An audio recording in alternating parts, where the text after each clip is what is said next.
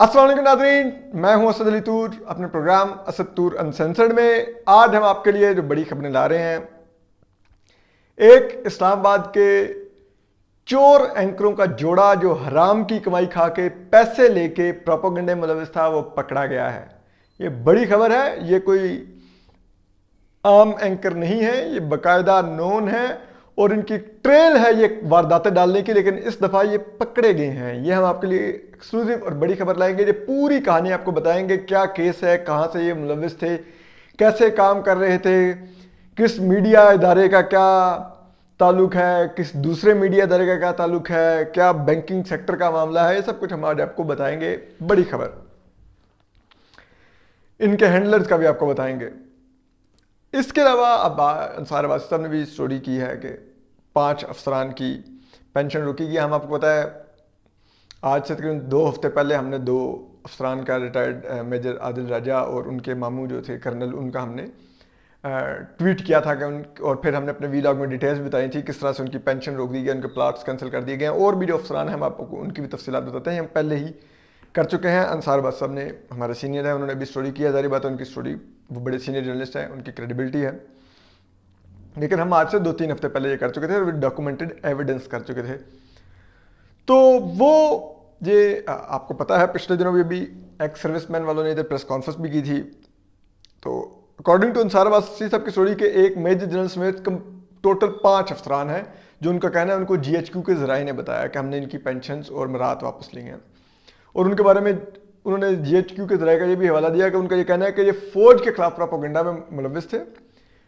इनको कानून के मुताबिक, ऑफिशियल सीक्रेट एक्ट के मुताबिक इनको बुला के या इनसे मुलाकात करके इनको कन्फ्रंट किया गया विद एविडेंस कि आप ये सब कुछ करते फिर रहे हैं, और फिर जुर्म साबित होने पर इनसे मराहत और ये वापस ली की। बड़ी सादा सी बात है, फौज के इदारे के अंदर ये सोच पाई जाती है आला रैंक्स में कि हमारे इदारे में काम करके आप हमारे इदारे की पेंशन खा रहे हैं, हमारे इदारे के प्लॉट एंजॉय कर रहे हैं, और हम ही पे आप मतलब लगे हुए हैं। मतलब ये क्या मजाक है। तो वो सब कुछ हुआ। हम गो के अंसार वासी साहब का कहना है कि 5 अफसरान है, हमारा ये मानना है कि ये 5 से ज़्यादा अफसरान हैं, ये काफ़ी बड़ी तादाद में अफसरान है, क्योंकि उस दिन जो प्रेस कॉन्फ्रेंस में जिन रिटायर्ड फौजी अफसरान ने मतीउल्लाह जान से बदतमीज़ी की, उनमें से भी मेजॉरिटी उधर ऑफ द रिकॉर्ड रो रही थी कि मेरी पेंशन रोक दी और मेरे ये रोक दिया। असल में उनको जो तकलीफ थी वहाँ पे आके प्रेस कॉन्फ्रेंस की, जो कि वो आर्मी चीफ जनरल कमर बाजवा के बारे में दबे लफ्ज़ों में और कुछ खुले लफ्ज़ों में एक खातून अफसर की बेगम ने गालियाँ दी। एक और ने तकरीर में कहा कि अगर आपका लेवल मेजर फैज़ के लेवल पर आ गया है तो आर्मी चीफ साहब आप सुलह कर लें इमरान खान से। तो everybody was Poynting fingers towards army chief. तो वहाँ पे वो एक बड़ी तादाद थी फौजी अफसरान की, और उनको असल में उस वक्त हुब्बे इमरान से ज़्यादा जो उनके लिए मसला हुआ था ये था कि उनके प्लाट उनके हाथों से चले गए थे। तो आपको पता है कि हमारे जो ये रिटायर्ड फौजी अफसरान होते हैं, ये प्लाट पे बहुत मरते हैं। तो बहरहाल और भी दीगर मराहत भी इनसे छिन गई हैं, जो इनकी और इनकी फैमिलियों का ताहयात जो मेडिकल फ्री था वो वापस ले लिया गया। फिर जो इनको ड्राइवर या घर के लिए एक मुलाजिम मिलता है, जो जनरल रैंक के अफसरान होते हैं, वो भी वापस लिए गए हैं। तो इस तरह की काफ़ी इनसे मराहत गई हैं। तो अब बेचारे बड़े, आप कहेंगे अली कुली खान की क्यों नहीं गई। वो अली कुली खान का मसला ये है कि वो आर्मी चीफ जनरल कमर बाजवा के ससुर जो एक मेजर जनरल हैं, उनके काफ़ी क्लोज दोस्त हैं।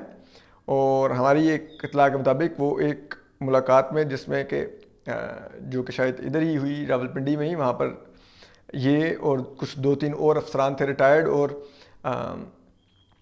आर्मी चीफ के ससुर भी थे और कुछ सर्विंग अफसरान थे। तो वहाँ पर जो मुलाकात हुई उसमें जनरल अली कुली खान ने काफ़ी तल्ख बातें की आर्मी चीफ को, और बहुत सख्त बातें की, जो कि ज़रा रूटीन से हट के है कि कोई इस तरह अफसर बात नहीं कर सकता। लेकिन क्योंकि वो, आपको पता है कि उनके जो ससुर हैं, उनके जो वालिद हैं अली कुली खान के, जनरल हबीबुल्लाह, वो अयूब खान के दौर में उन्होंने बहुत फ़ायदा उठाया, गंदारा इंडस्ट्री पूरी खड़ी कर दी, उनको बड़ा माल बनाया वहाँ से उन्होंने। गो के आज मुल्क को सफाई करने चले हैं, लेकिन उनका जो आप बैकग्राउंड देखें तो आप इतना टेंटेड बैकग्राउंड भी शायद ही किसी का हो कि बाप ने भी फ़ायदे उठाए हो अयूब खान से, फिर रिश्तेदारी भी अयूब खान से की हो, फिर बेटा भी फौज में लेफ्टिनेंट जनरल तक पहुँचा हो, वो जनरल जहांगीर करामत को कहता रहा हो कि या मार्शल लगा दें, मुझे आर्मी चीफ बनवा दें। फिर जब आर्मी चीफ ना बन सका हो तो वो भी बहुत माल उठा के ले गया, और उसके बाद अब बैठा लेक्चर्स दे रहा है और वो कह रहा है जी कि मैं ये और वो, और پلیٹ فارم یوز کر رہا ہے ایک سروس مین کا, حالانکہ 2012 سے پی ٹی آئی کا رکن ہے, بیٹا بھی پی ٹی آئی کے ٹکٹ سے الیکشن لڑنے کو پھر رہا ہے. تو خیر اینی وے یہ پورا خاندان اسی قسم کا ہے.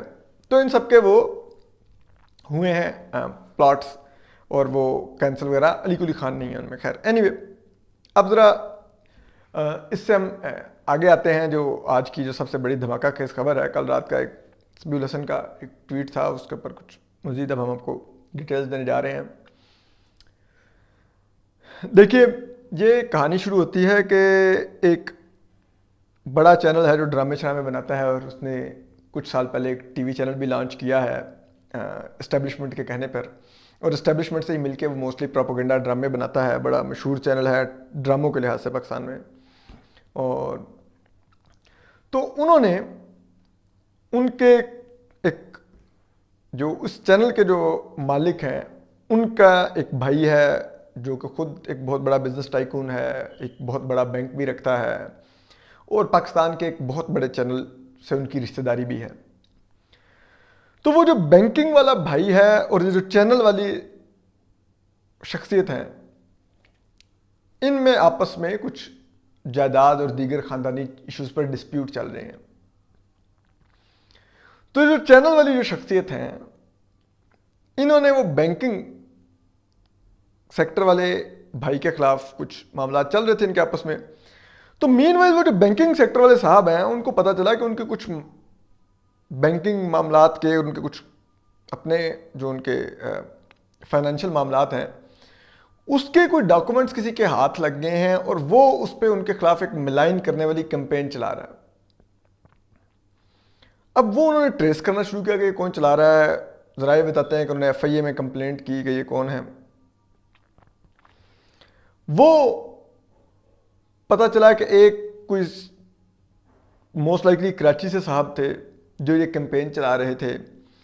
وہ کوئی ڈیجیٹل پی آر کمپنی بھی شاید کچھ رکھتے تھے, اور وہ اس کے ذریعے کام یہ وہ کرتے تھے کہ وہ اس طرح کی کمپینز چلاتے ہیں. آپ کو پتہ نہیں جب ڈیجیٹل پی آر کمپنیاں بھی بنی ہوئی ہیں, جو بڑے بڑے جو پرسنالٹیز ہیں ان کے اکاؤنٹس, ٹویٹر اکاؤنٹس ان کے ہاتھ میں ہوتے ہیں, تو وہ پھر ان کو بتاتا ہے تو وہ ان کے نام سے ٹویٹ کرتے ہیں, چیزیں کرتے ہیں پی آر کی, ان کو فالوئنگ بنوا کے دیتے ہیں, ان کے اکاؤنٹ ویریفائی کروا کے دیتے ہیں, اور مینٹین رکھتے ہیں ان کے فیس بک پیجز, ٹویٹر اکاؤنٹس اور انسٹاگرام پیجز.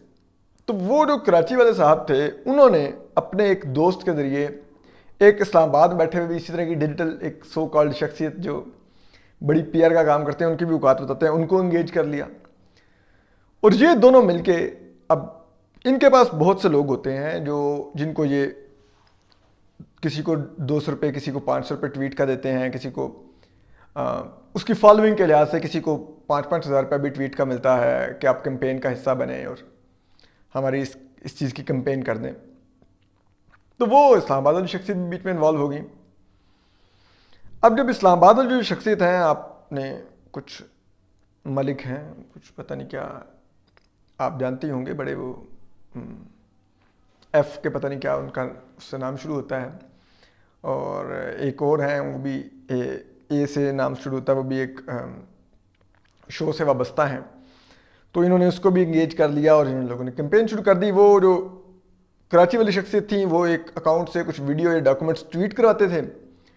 یہ پھر جو صاحب تھے یہ پھر کچھ اور لوگوں کے تھرو اس کو ری ٹویٹ اور یہ دلوا کے وائرل کرواتے تھے. اب پھر ان کو ظاہری بات ہے جب ان کو ایک چیز چاہیے کہ وائرل ہو تو پھر آپ کو ایسے اکاؤنٹ چاہیے ہوتے ہیں جو ذرا بڑے, جن کی فالوئنگ ہو لاکھوں میں.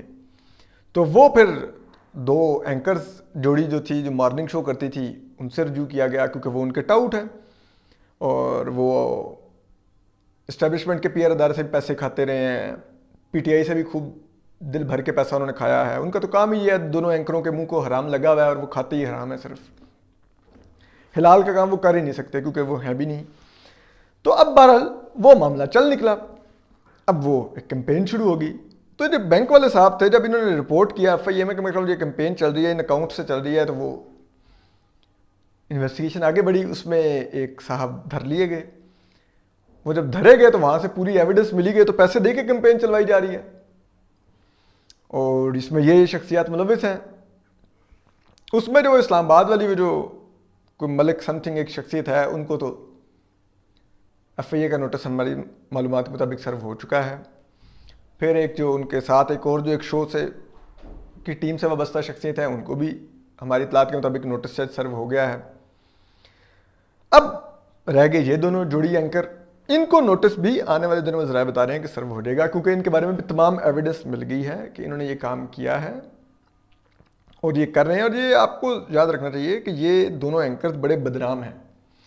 एक एंकर वो है, वो इतनी गलीज नीच गंदी नस्ल का एंकर है कि वो लोगों के आर्टिकल चोरी करके अपने नाम से छाप देती है, पकड़ी जाती है, जलील होती है, लेकिन कोई शर्म नहीं, उसकी पूरी नस्ल में शर्म नहीं है ना, ऊपर से नीचे तक। ठीक है, गंदा खून नीच नस्ल वो ये काम करती है। ठीक है, और वो इसमें मुलविस थी। फिर उसका जो साथ एक टकला है जिसने औरत मार्च की खवातीन के खिलाफ झूठी ब्लास्फेमी की डॉक्टर्ड वीडियो ट्वीट करके उन सब की बेचारी बच्चियों की जिंदगी खतरे में डाल दी।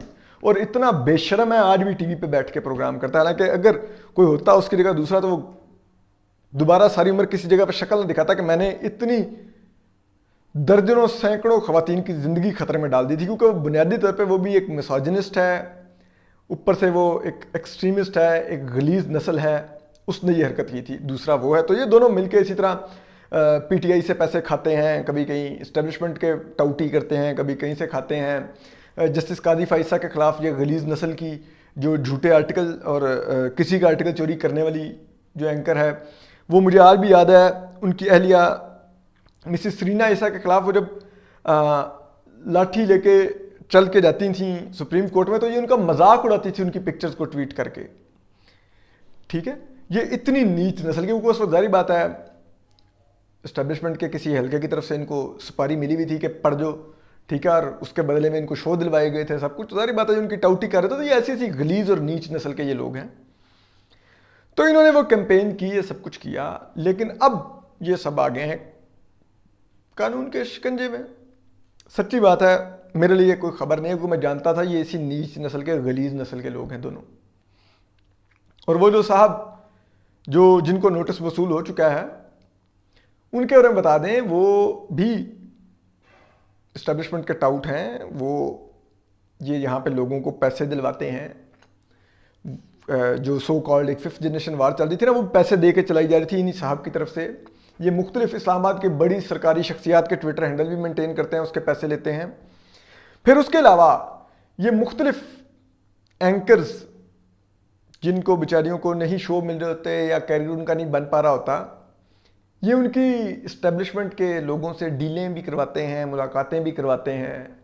ठीक है, कि उसके बदले में फिर पता नहीं क्या किस तरह से बस फिर उनको शोज मिलते हैं, फिर वो सब कुछ जो कुछ ये तय करवाते होंगे वहाँ पर। तो ये इस किस्म के गलीज काम भी करते हैं। तो ये एक पूरा एक नेटवर्क है जो बस्ट हो रहा है, जो सामने आने जा रहा है। तो ये जिन साहब को नोटिस मिला ये भी गंजे और टकले ही हैं, और जिनको मिलने जा रहा है वो भी टकले हैं, एक टकले नहीं हैं, एक शख्सियत एक एंकर जोनसी है, और इस तरह ये सब कुछ ये सारा मामला है। तो ये सब के सब अब सामने आने जा रहे हैं। ये इतना सा मामला है, और ये लोग बैठ के टीवी पर मोरालिटी के लेक्चर्स देते हैं, ट्विटर पे लेक्चर देते हैं, और ये और वो, और दूसरों को लफाफा कहते हैं, खुद लाके अपने खुद बताते हैं, मानते हैं कि ये एंटरटेनर हैं, ये एक्टर हैं। तो फिर तुम्हारा जर्नलिज्म से क्या काम, क्यों न्यूज़ चैनल में बैठ के मॉर्निंग शो करते हो भाई?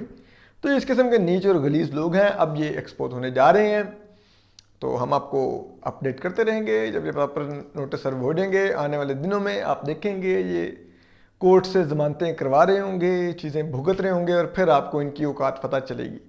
तो हम आपको अपडेट करते रहेंगे। अपना ख्याल रखिए, सलामत रहिए, अल्लाह हाफिज़।